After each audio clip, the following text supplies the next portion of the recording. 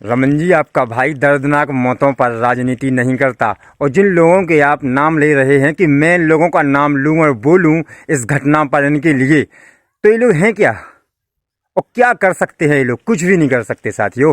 ये लोग उस वर्ग के जरूर हो सकते हैं, उस जाति के जरूर हो सकते हैं, उस जाति और वर्ग के लिए ये लोग गंदी राजनीति जरूर कर सकते हैं, लेकिन इस वर्ग के लिए, अपने वर्ग के लिए ये लोग कुछ अच्छा बिल्कुल भी नहीं कर सकते। और बिल्कुल साथियों, अभी क्या होता है कि हमारे दिल्ली के उत्तम नगर में एक घटना घटती है। अभी होली के त्यौहार पर, रंगों के त्यौहार पर एक गुब्बारा एक बच्ची के लेकर, आपने सुना होगा कि एक हमारे भाई हैं तरुण खटीक जी, जिनकी मुस्लिम समुदाय के लोगों के द्वारा हत्या कर दी जाती है थोड़ी सी बात को लेके, समझ रहे? तो हमारे रमन जी भाई बोल रहे हैं कि आप बोलिए सांसद चंद्रशेखर रावण के लिए और दामोदर यादव के लिए कि ये लोग क्यों नहीं तरुण के घर जा रहे, ये लोग क्या कर रहे, क्यों नहीं, कहने का मतलब समझ रहे? क्योंकि आप सभी ने देखा होगा कि जब भी कोई घटनाएं होती हैं ऐसी, तो ये लोग सबसे आगे जाते हैं, सबसे आगे इन लोगों की रील बनती है, हर सब कुछ। लेकिन हकीकत यह है कि एक लोग तभी आगे जाते हैं जब अपराधी कोई सामान्य वर्ग का होता है, हमारे ही धर्म का होता है, हमारा ही होता है अपना, समझ रहे? क्योंकि जब कोई सामने वाला मुस्लिम समुदाय का हो तो फिर ये लोग कहीं भी नहीं जाते और इनका जय भीम और जय मीम का नारा एक होने लगता है। और ये कोई पहली घटना नहीं है ऐसी। और बिल्कुल साथियों, कितने निर्दयी लोग हैं कि मतलब उन्हें इस घटना का, हत्या का दुख नहीं है कि ये हुआ, समझ रहे? जस्टिफाई कर रहे हैं उल्टा। अरे कि उन लोगों की तो पहले से ही लड़ाई थी, पड़ोसी हैं।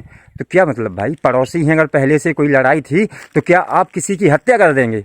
और वो भी उसकी वजह भी क्या होगी कि सिर्फ रंग आ गया आपके ऊपर, इसलिए आपने हत्या कर दी कि पहले से लड़ाई चलती थी तो आप किसी की भी हत्या कर देंगे। ये क्या होगा भाई?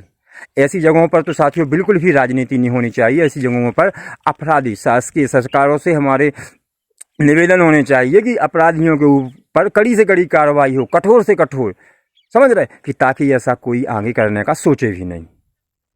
और आप जो कह रहे हैं कि इनसे बोलिए, सांसद जी से बोलिए, क्या बोलूँ मैं भाई?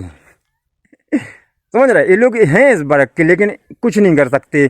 अभी हमने देखा कि कैसे दुख, अपना दर्द जताया इन लोगों ने।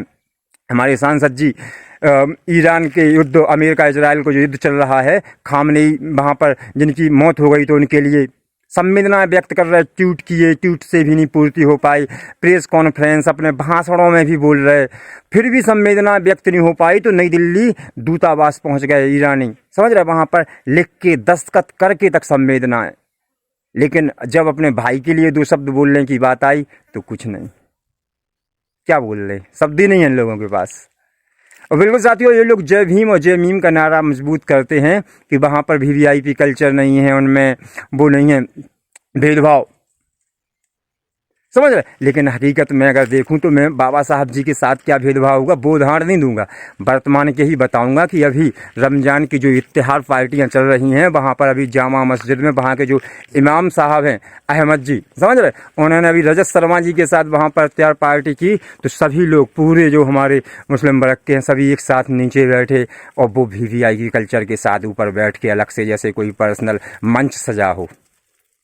तो उदाहरण बताने की आवश्यकता नहीं है, आप लोग स्वयं ही देख सकते हैं, समझ सकते हैं।